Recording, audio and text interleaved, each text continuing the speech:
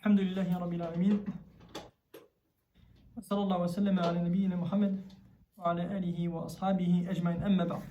Marhaban, bienvenue mes frères et sœurs pour ce cours de la semaine, toujours sur l'étude de notre livre Manhaj al-Salikin de l'imam al-Sa'di rahimahullah ta'ala, le livre du Hajj.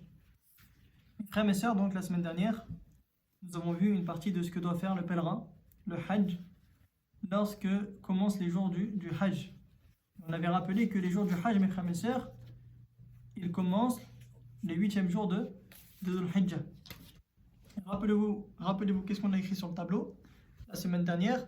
On avait dit donc que le 8e jour, ça commence le jour du Hajj. On l'appelle Yom al-Tarwiyah. Donc, qu'est-ce que doit faire le pèlerin le 8e jour? On avait cité que le pèlerin, le 8e jour de Dhul Hijjah, il va prier à Mina. Le pèlerin, le 8e jour de Dhul Hijjah, d'abord il rentre en état d'ihram. Ensuite il va se diriger vers Mina. Qu'est-ce qu'il va faire à Mina? Il va prier les 5 prières: le Dhuhr, le Asr, le Maghrib, le Isha et le Fajr. 5 prières raccourcies, mais chacune en son temps. Le Dhuhr de 2, le Asr de 2, le Maghrib 3, le Isha 4, le Isha 2 et le Fajr 2. Donc chaque prière en son temps, mais les prières elles sont raccourcies. Le 8e jour de Dhul Hijjah. Donc il va faire 5 prières à Mina. Ceci, mes frères et sœurs, c'est le 8e jour.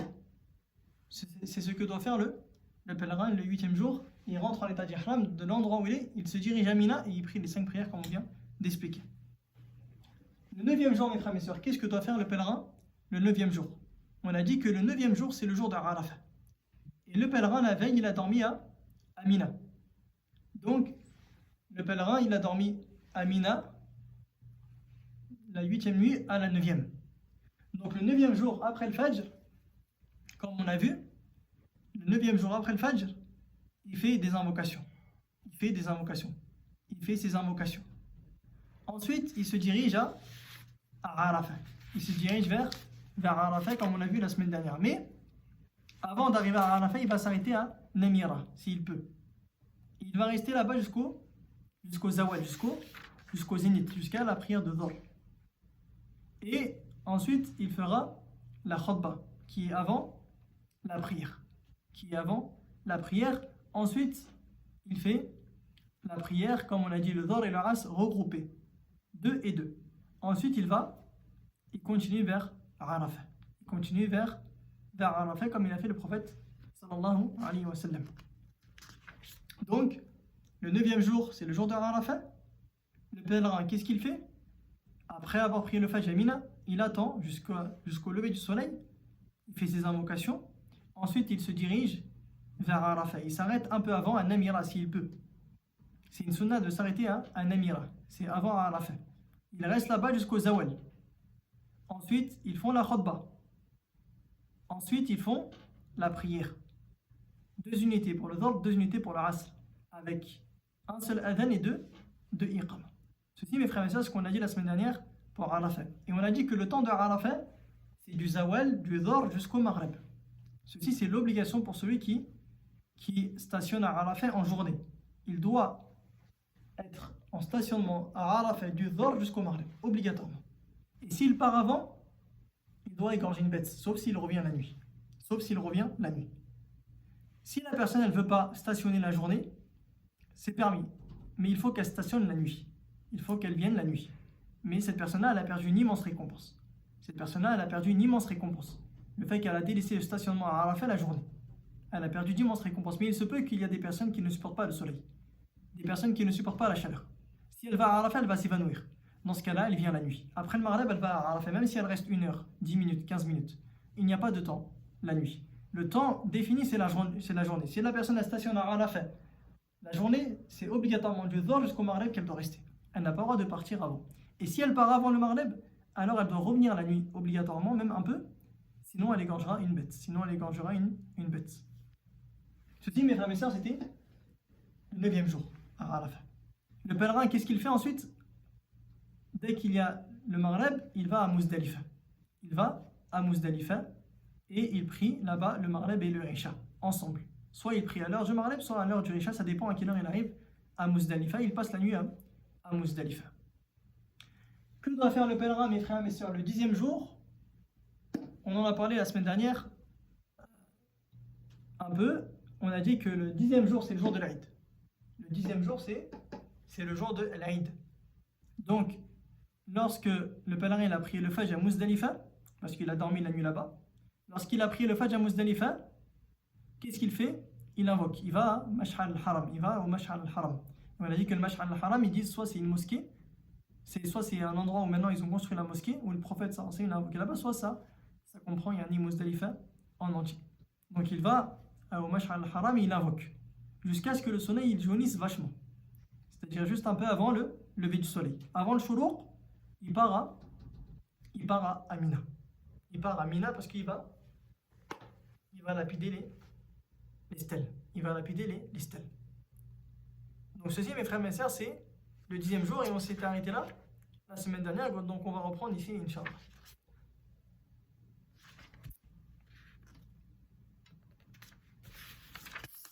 On s'était arrêté à la parole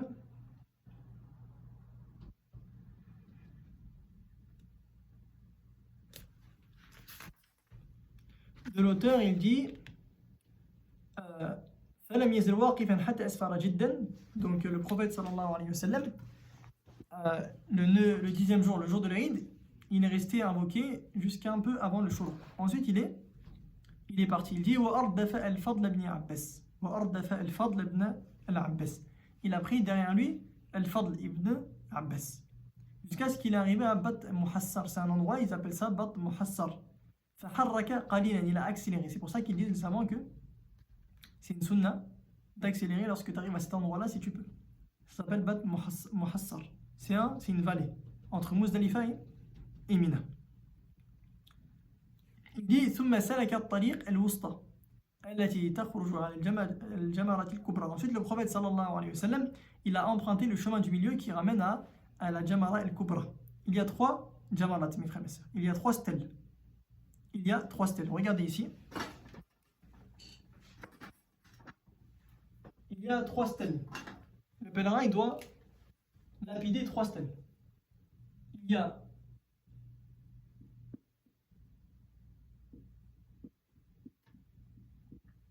Al-Kubra, la grande. Al-Sughra, la petite. Avant la Soura. Al-Wusta.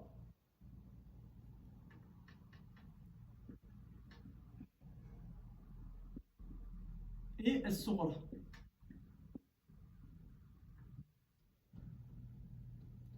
Ceci, mes frères et mes sœurs, c'est 3 stèles. Ceci, mes frères et sœurs, c'est 3 stèles que le pèlerin il doit lapider. Al-Kubra, Al-Sughra, Al-Wusta, pardon, et Al-Sughra. C'est 3 stèles qu'il doit lapider. Cette stèle-là, mes frères et mes sœurs, Al-Kubra, ça on va l'en faire après.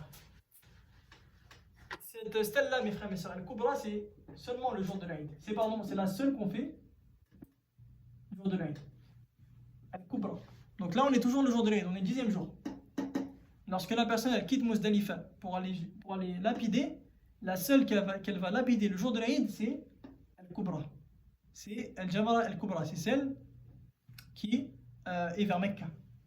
C'est Al-Kubra. C'est la stèle Al-Kubra. Donc ici, il dit jusqu'à ce que le prophète sallallahu alayhi wa sallam il est parvenu à la stèle qui est proche de l'arbre. Aujourd'hui, l'arbre n'est plus présent. Il l'a enlevé il y a longtemps. Il a lapidé la stèle avec cette petite pierre. Donc celle-là, mes frères et mes sœurs, Al-Kubra, c'est la seule que la personne elle va lapider le jour de l'Aïd. C'est la seule. Il n'y en a pas une autre. C'est la seule qu'il va lapider.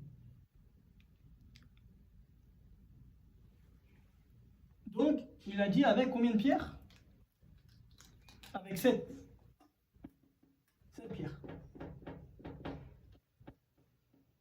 C'est pour cela, mes frères et mes sœurs, que le pèlerin, s'il reste tous les jours du Hajj et qu'il lapide le 10, le 11, le 12 et le 13, il va lui falloir 70 pierres. On l'a écrit en arabe, mais 70 pierres. Il va lui falloir 70 pierres. Si le pèlerin il reste le jour de l'Aïd, le 11, le 12 et le 13, s'il reste jusqu'au 13, il va lui falloir 70 pierres. Parce que le jour de l'Aïd, il va jeter 7 pierres. Ensuite,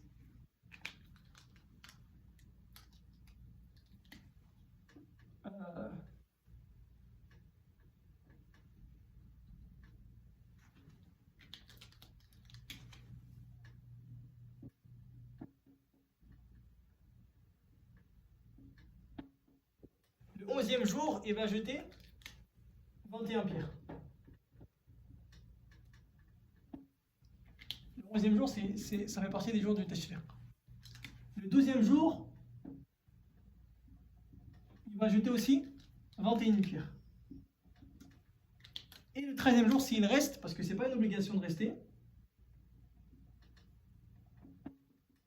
il va jeter aussi 21 pierres. Donc au total, ça fait 70 pierres qu'il doit jeter le pèlerin. Mais le jour de l'Aïd, c'est seulement 7. 7 pierres, c'est tout le jour de l'Aïd. C'est qu'une seule stèle qu'on lapide, c'est Al-Kubra, c'est la plus grande. C'est Al-Kubra. C'est celle-là qu'on lapide seulement. De 7 pierres. Les autres, c'est le lendemain. C'est pas le jour même. C'est pour ça que la dernière fois, je vous ai dit, mes frères et mes sœurs, que le jour de l'Aïd, on fait 4 choses. Le jour de l'Aïd, le pèlerin, il fait 4 choses que les savants, ils ont énumérées dans ce mot-là. Le pèlerin, le jour de l'Aïd, il fait 4 choses que les savants, ils ont raccourci dans ce mot-là. Le ra ici, c'est ar-ramy, c'est la lapidation. Le noun ici, c'est al-nahr, c'est l'égorgement, le sacrifice. Le ha ici, c'est al-harq, c'est le fait de se couper les cheveux. C'est le fait de se raser les cheveux. Et le ta ici, c'est le tawaf. C'est tawaf al-ifada, c'est un pilier du hajj. C'est tawaf al-ifada. Ceci, mes frères et mes sœurs, c'est ce que fait le pèlerin le jour du Aïd. Il fait 4 choses. Il fait la lapidation, il sacrifie, il se rase les cheveux et il fait le tawaf. C'est les 4 choses que fait le pèlerin le jour du Aïd, le 10e jour de Dhul Hijjah. Donc c'est-à-dire, Inch'Allah, mercredi prochain. Ils devront faire 4 choses comme ça. On a dit la semaine dernière que ce soit dans le désordre ou pas, il n'y a pas de mal. Que ce soit dans l'ordre ou dans le désordre, il n'y a pas de mal. Car à chaque fois que quelqu'un venait voir le prophète sallallahu alayhi wa sallam et il lui disait j'ai avancé cela sur cela, il disait if'al wa la haraj, fais, il n'y a pas de mal. Mais on a dit que pour que la personne elle soit désacralisée, d'une désacralisation qui est mineure, il faut qu'elle fasse au minimum 2 de ces 3 là. 1,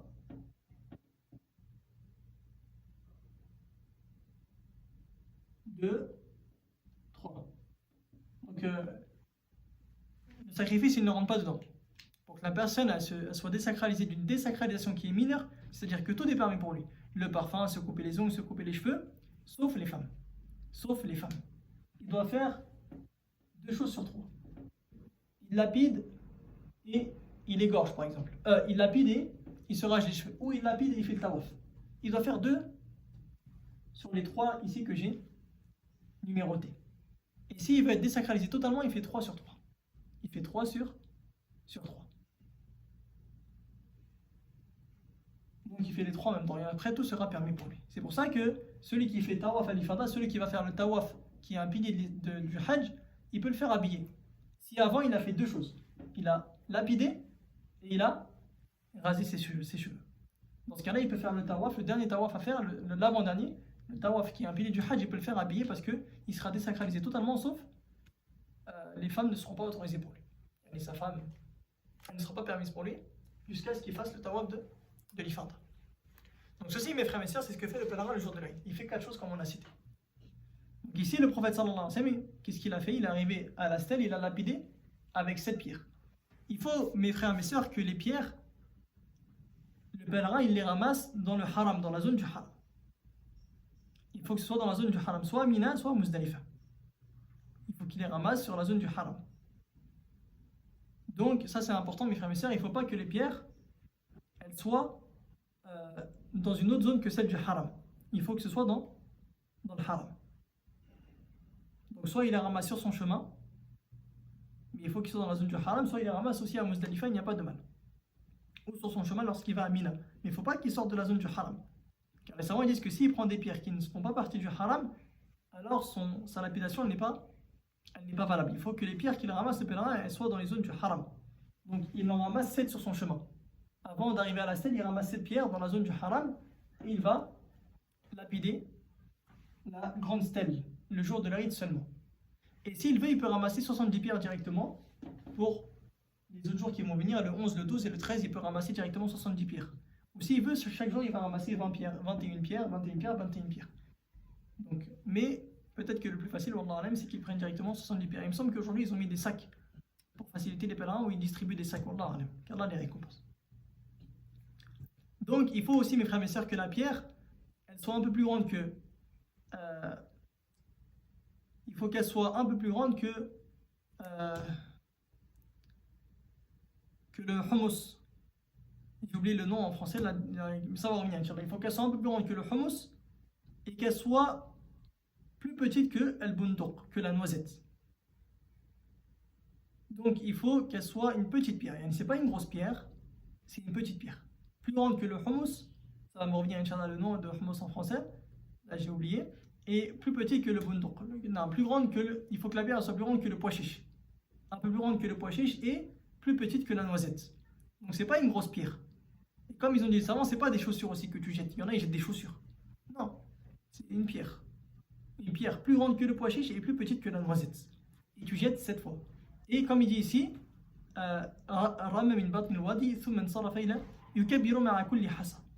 avec chaque pierre qu'il lance, il dit Allahu Akbar, Allahu Akbar, Allahu Akbar, Allahu Akbar, jusqu'à la 7e pierre. Jusqu'à la 7e pierre. Et c'est à ce moment-là, mes frères et mes sœurs, juste avant de faire la lapidation, que le pèlerin il s'arrête de faire la talbiya. Il s'arrête. Parce que le pèlerin, lorsqu'il rentre en état d'ihram le 8e jour, il reste constamment en talbiya. Labbaik Allahumma labbaik, labbaik la sharika lak. Jusqu'à le 10e jour, le jour de la lapidation, le jour de l'Aïd. Il s'arrête. Avant de lancer les pierres, il s'arrête. Et là, il va faire le takbir. Allahu Akbar, Allahu Akbar, Allahu Akbar, 7 fois. 7 fois. Donc là, il aura fait la première chose, le jour de l'Aïd, il aura fait la lapidation. Ensuite, qu'est-ce qu'on fait? Il dit dans le hadith, ensuite le prophète il est parti dans l'endroit où il va sacrifier. Comme on a dit, le prophète il a égorgé 63 bêtes par ses mains sallallahu alayhi wa sallam, et il a confié le reste à Ali. Et il y en avait 100 comme on a cité dans les cours précédents. Donc Ali il a égorgé le reste. Ensuite le prophète il a ordonné pour chaque bête qu'un morceau soit pris et qu'il soit cuisiné. Et il a bu sallallahu alayhi wa sallam de son bouillon et il a mangé de sa viande. Il a mangé de sa viande. Donc après la lapidation, qu'est-ce qu'on va faire? On va sacrifier. Comme on a vu ici, nun nahr. Une fois qu'on a lapidé, on va égorger la bête. Qu'est-ce qu'on fait ensuite? On va se raser les cheveux. On va se raser les cheveux. Pour les hommes, ce qui est meilleur, c'est al-halq, c'est le fait de raser totalement. Mais il peut aussi raccourcir. Et pour la femme, elle coupe les cheveux d'une longueur d'une phalange. D'une longueur d'une phalange. Donc elle regroupe toute sa tresse et elle coupe la longueur d'une phalange. Et ensuite, une fois que le prophète sallallahu alayhi wa sallam a fait ça, il s'est parfumé aussi. Il s'est parfumé, sallallahu alayhi wa sallam, et il s'est habillé. Parce qu'à ce moment-là, qu'est-ce qu'il a fait le prophète sallallahu alayhi wa sallam? Il a fait 2 choses parmi les 3 que je vous ai dit tout à l'heure. Il a lapidé et il a égorgé. Donc ici, il est désacralisé d'une désacralisation qui est mineure. Tout est permis pour lui sauf les femmes. Donc il a le droit de s'habiller, de mettre du parfum. Tout est permis pour lui sauf les femmes. Ensuite, il manque le tawaf. Le tawaf qui est le pilier du hajj. Donc qu'est-ce qu'il a fait le prophète sallallahu alayhi wa sallam? Ensuite, ثم ركب رسول الله صلى الله عليه وسلم فأفاض إلى البيت. Il est monté sur sa monture et il est parti à la Kaaba. Il est parti à la Kaaba. Donc une fois que tu as lapidé, que tu as égorgé, que tu t'es rasé les cheveux, tu vas où? Tu vas à la Kaaba. Pourquoi? Pour faire le tawaf, qui est la dernière chose que tu fais le jour de l'Aïd. La lapidation, l'égorgement, le raccourcissement des cheveux et le tawaf. C'est un pilier du hajj. C'est un pilier du hajj. Il dit il a pris le dhar à Mecca. Et mes frères, mes sœurs, les savants ils disent que ceci montre la baraka, la bénédiction que le prophète sallallahu alayhi wa sallam il avait dans le temps. Dites-vous, comme on a vu précédemment, que le prophète sallallahu alayhi wa sallam, juste avant le lever du soleil, il est parti. Il est parti où? Lapider. Donc il a lapidé la stèle 7 fois. Ensuite, il a égorgé 63 chamelles de ses propres mains. Et Ali a égorgé le reste. Ensuite, il a ordonné que chaque morceau d'une chamelle, elle soit bouillonnée. Il a mangé, il a bu du bouillon. Ensuite, il s'est coupé les cheveux. Ensuite, il a pris sa chamelle, il est parti jusqu'à la Kaaba. Il a pris le Dhar à la Mecque. Tout cela en quelques heures. Et vous savez que le temps de découper chaque partie de la chamelle, de le cuire, ça prend énormément de temps. Les savants ils disent que cela, ça montre la baraka dans le temps. La baraka que le prophète sallallahu alayhi wa sallam il avait dans le temps. Et les savants ils disent, mes frères, mes sœurs, parmi les plus grandes causes de la baraka dans le temps, c'est la lecture du Coran. C'est la lecture du Coran. Fais en sorte d'avoir un temps pour le Coran dans ta journée, en début de matinée si possible. Dès que tu pries le Fajr, mets-toi un temps pour le Coran. 1 page, 5 pages, 10 pages. Mets-toi un temps dans le Coran. Ils disent les savants que ceci c'est parmi les plus grandes causes de la baraka. Avec aussi la bienfaisance envers les parents. Birrul walidain. C'est ces deux choses-là qui ramènent la baraka dans le temps. Parce qu'aujourd'hui, nous on se plaint. Le temps il passe trop vite, j'ai pas le temps, j'ai rien fait aujourd'hui. Pourquoi? Parce qu'on n'a pas la baraka. Parce qu'on ne fait pas les causes pour avoir la baraka dans le temps. Et parmi cela, notre délaissement de la lecture du Coran. Qu'est-ce qui t'empêche tous les jours de lire un juz seulement? Un juz c'est 20 pages. Si tu lis 5 pages après chaque prière, tu en auras lu dans la journée 25. Donc si tu veux lire un juz, tu lis 5 pages de Coran après 4 prières seulement. Après le Fajr, tu lis 5 pages. Après le Dhuhr, 5. Après le Asr, 5. Après le Maghrib, 5. Tu auras lu un juz dans la journée. Et tu sais qu'entre le Fajr et le Dhuhr, il y a peut-être 5 heures, 6 heures. En 5 heures, 6 heures, tu ne peux pas lire 5 pages. Entre le Dhuhr et le Asr, il y a peut-être 3 heures. En 3 heures, tu ne peux pas lire 5 pages. Entre le Asr et le Maghrib. Entre le Maghrib et l'Aïcha. Donc c'est pour cela, mes frères et mes sœurs, si on veut la baraka dans le temps, il faut qu'on multiplie la lecture du Coran. Car c'est un Coran qui est béni. C'est la parole d'Allah Azza wa Jal, c'est une parole qui est bénie. Et c'est un Coran mubarak. Et aussi, comme j'ai mentionné, le bon comportement, être bienfaisant envers ses parents, ceci aussi c'est une cause, comme ils citent les savants, de bénédiction dans le temps. Donc ici, mes frères et mes sœurs, le prophète sallallahu alayhi wa sallam, il est arrivé donc à Mecca.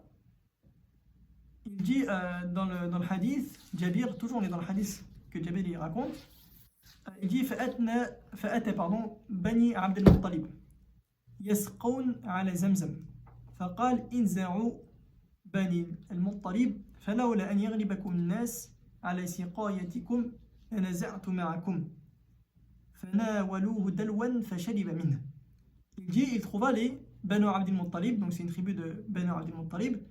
Il servait Zamzam aux gens. Il donnait à boire et il servait de l'eau Zamzam aux gens. Il a dit, le prophète sallallahu alayhi wa sallam, servez aux gens de Banu Abd al-Muttalib. Si je n'avais crainte que vous soyez débordés par les gens, j'en aurais servi avec vous. J'en aurais servi avec vous. Ensuite, ils ont apporté un seau au prophète sallallahu alayhi wa sallam et il a bu du Zamzam. Il a bu du Zamzam sallallahu alayhi wa sallam. Il dit l'auteur, وَكَانَ يَفْعَلُ الْمَنَاسِكِ, enfin il dit Jabir, pardon, وَكَانَ يَفْعَلُ الْمَنَاسِكِ وَيَقُولُ لِلنَّاسِ خُذُوا عَنِّي مَنَاسِكَكُمْ. Le prophète sallallahu alayhi wa sallam, dès qu'il faisait ses rites, qu'est-ce qu'il disait aux gens?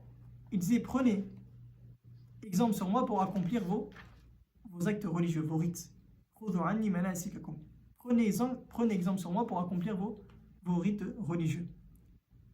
Et il dit ensuite l'auteur, le hadith il est fini à ce moment-là. Il dit l'auteur, l'imam al-Sa'di rahimahullah, فأكمل ما يكون من الحج فأكمل ما يكون من الحج الاقتداء بالنبي صلى الله عليه وسلم فيه وأصحابه رضي الله عنهم. Il dit l'auteur, la manière la plus complète pour accomplir le hajj, c'est que tu fasses le hajj comme il l'a fait le prophète sallallahu alayhi wa sallam, ainsi que ses compagnons.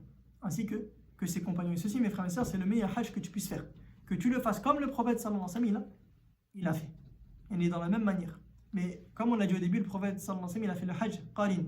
Mais il a ensuite mentionné que s'il avait su, il aurait fait le hajj tamattu. Mais on parle dans la manière de faire les rites. Le mieux, c'est que tu fasses comme il a fait sallallahu alayhi wa sallam. Donc ici, mes frères et sœurs, le hadith de Jabir, il est terminé.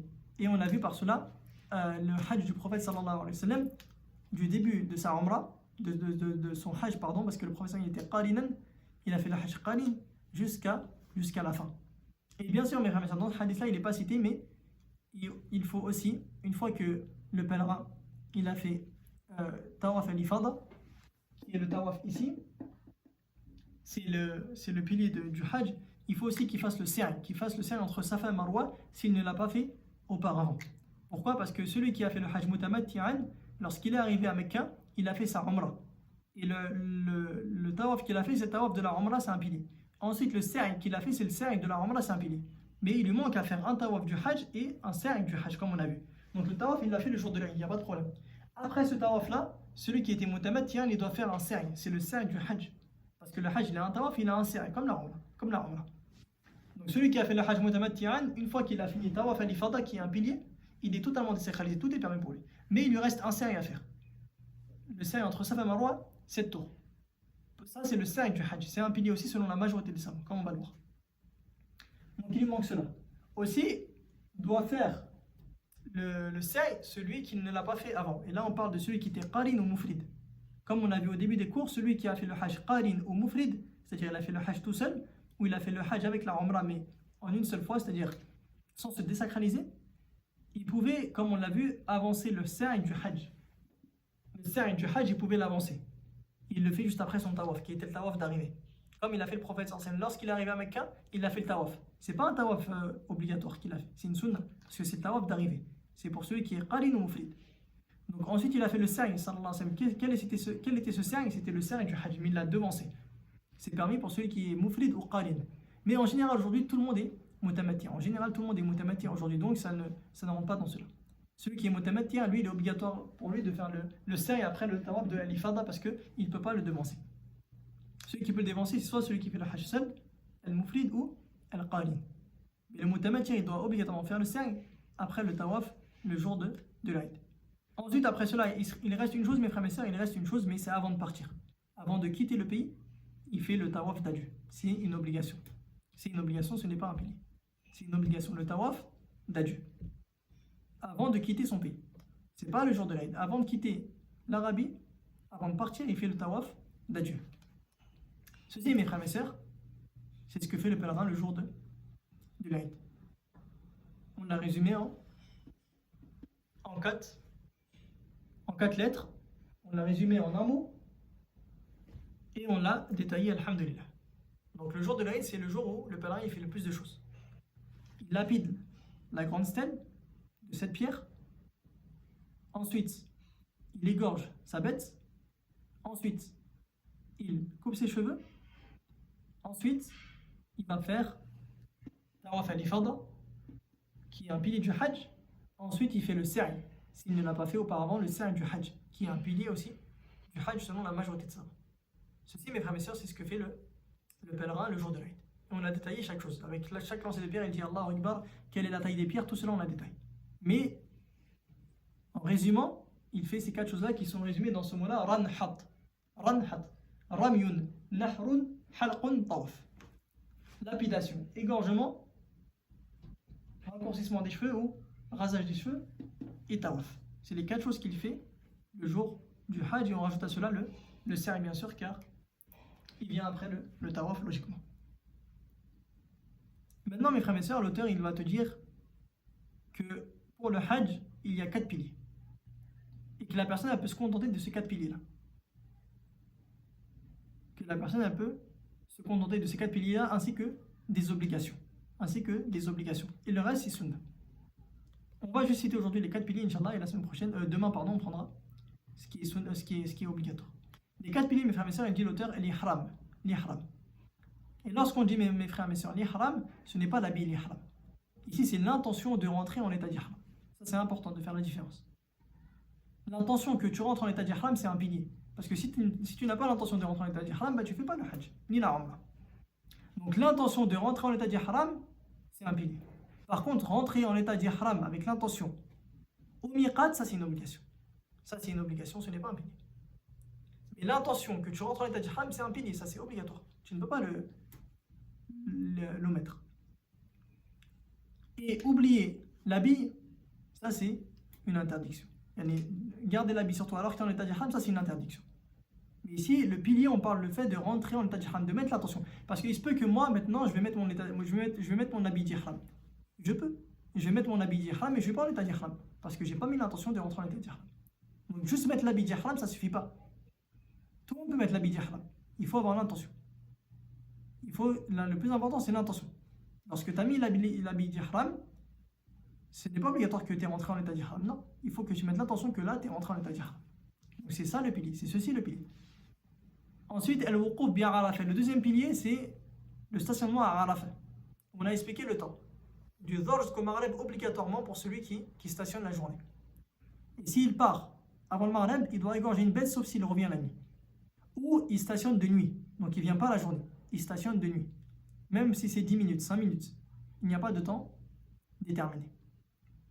Si la personne, elle n'est pas venue ni la journée ni la nuit, si la personne elle n'est pas venue ni la journée ni la nuit, elle n'a pas de hajj. Elle n'a pas de hajj. Les savants ils disent qu'elle doit faire une umrah. C'est-à-dire qu'elle va à la Mecque, à la Kaaba, elle fait le tawaf, elle fait le sa'i, elle se coupe les cheveux et elle rentre chez lui. Il n'a plus de hajj. Parce qu'il a loupé un pilier qui ne peut pas se rattraper. C'est le stationnement à Arafat. Il n'est pas venu la journée, il n'est pas venu la nuit, il doit faire une umrah à la place. Il va faire le tawaf, il va faire le sa'i, il se coupe les cheveux et il rentre chez lui. Ceci, c'est la première chose qui l'incombe. La deuxième chose qui l'incombe, c'est que l'an prochain, il doit rattraper ce hajj-là, si c'était un hajj qui était obligatoire. La troisième chose, c'est qu'il devra égorger une bête. Il devra égorger une bête obligatoirement. Ceci, mes frères et sœurs, c'est trois choses qui incombent à la personne qui n'a pas stationné à Arafat ni la journée ni la nuit. Il doit transformer cela en umrah, il doit rattraper le hajj l'an prochain, et il doit égorger une bête. Et bien sûr se repentir s'il n'a pas eu une excuse valable dans cela.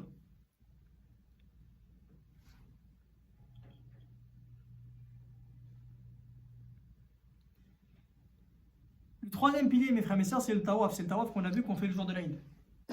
C'est le tawaf al-ifada. C'est le tawaf qui est un pilier du hajj. C'est le tawaf qui est un pilier du hajj. Et le quatrième pilier, c'est le sa'i. C'est le sa'i, les allers-retours entre Safa et Marwa, c'est un pilier selon la majorité de savants. Donc les trois premiers piliers que j'ai cités, mes frères et sœurs, il n'y a pas de divergence entre les savants. Que rentrer en état d'ihram avec l'intention, c'est un pilier.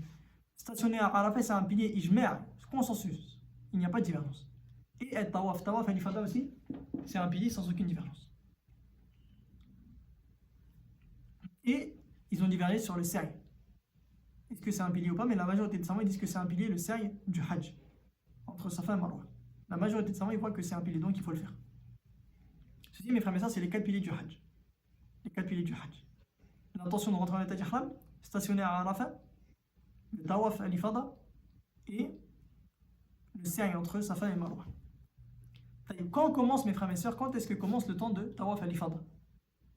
Est-ce que tawaf al-ifada, on peut le faire n'importe quand? Ils disent, les savants, mes frères et sœurs, que ça commence après le lever du soleil, le jour de l'Aïd. Le 10e jour, le jour de l'Aïd, qu'est-ce qu'on a dit nous? On a dit qu'après le coucher du soleil, la personne elle va faire la lapidation. Mais on a dit qu'elle peut faire dans le désordre. Donc si la personne après le lever du soleil, elle dit non, moi je ne vais pas lapider aujourd'hui. Aujourd'hui je vais aller faire directement le tawaf al-ifada. Parce que sinon il y aura trop de monde après. Il n'y a pas de problème. La personne elle va à Mecca, elle fait tawaf al-ifada, mais ensuite elle n'est pas désacralisée. Attention, parce qu'on a dit il faut 2 choses minimum sur les 3 qu'on a mis ici. Donc ensuite, qu'est-ce qu'elle va faire? Elle a fait tawaf al-ifada, ensuite elle va à Mina et elle va lapider. Là, elle sera désacralisée d'une désacralisation qui est mineure. Et il lui faut encore la troisième chose pour être désacralisée totalement, qui est le fait de se raser les cheveux. Donc il n'y a pas de problème que la personne elle fasse dans le désordre. Tawaf al-ifada, son temps il commence après le lever du soleil, le jour de l'Aïd. Mais il est permis pour les faibles de commencer après la moitié de la nuit. Et quand on dit la moitié de la nuit, mes frères et sœurs, c'est pas minuit. Il faut calculer les heures qu'il y a entre le Maghreb et le Fajr, et diviser par 2, et ajouter ce temps-là au Maghreb. Donc si entre le Maghreb et le Fajr il y a 10 heures, on divise par 2, ça fait 5 heures. On ajoute 5 heures au Maghreb, on regarde ce sera quand la moitié de la nuit. Donc, il est permis pour les faibles et les personnes âgées de commencer ces œuvres-là après ces œuvres-là, plutôt je veux dire le tawaf, l'ifada et la lapidation. Il est permis pour la personne faible ou la personne âgée de commencer après la moitié de la nuit. Ceci, c'est une exception qu'a fait le prophète sallallahu alayhi wa sallam pour les faibles et ceux qui les accompagnent. Par contre, pour ceux qui sont forts, ce qui est sunna, c'est de commencer après le lever du soleil, comme il a fait le prophète sallallahu alayhi wa sallam. Le jour de l'Eid, après le lever du soleil, tu commences par la lapidation. C'est une sunna de faire comme ceci, de commencer après le lever du soleil. Mais s'il y en a qui sont faibles, ils n'ont pas de force pour aller faire ça au soleil, sous le soleil, d'être mêlés à la foule, alors il peut commencer après la moitié de la nuit. Par exemple, 1 heure avant le Fajr, il part. Il va commencer par lapider. Ensuite, il va faire le tawaf. Il n'y a pas de mal. Il n'y a pas de mal. Peu importe s'il fait dans le désordre ou pas.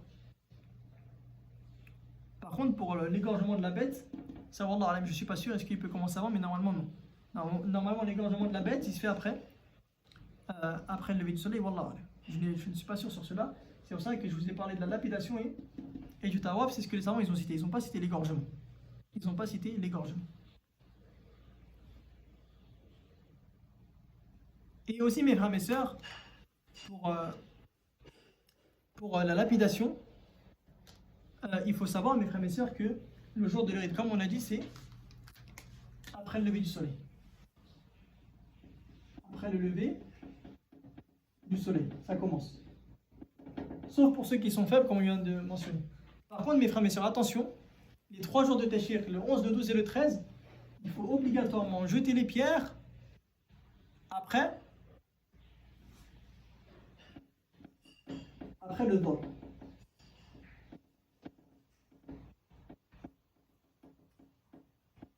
Après le dol. Mais ça, Inch'Allah, on en parlera demain. Ça, Inch'Allah, on en parlera demain pour ne pas faire trop d'informations. Aujourd'hui, qu'est-ce qu'on a vu, mes frères et mes sœurs?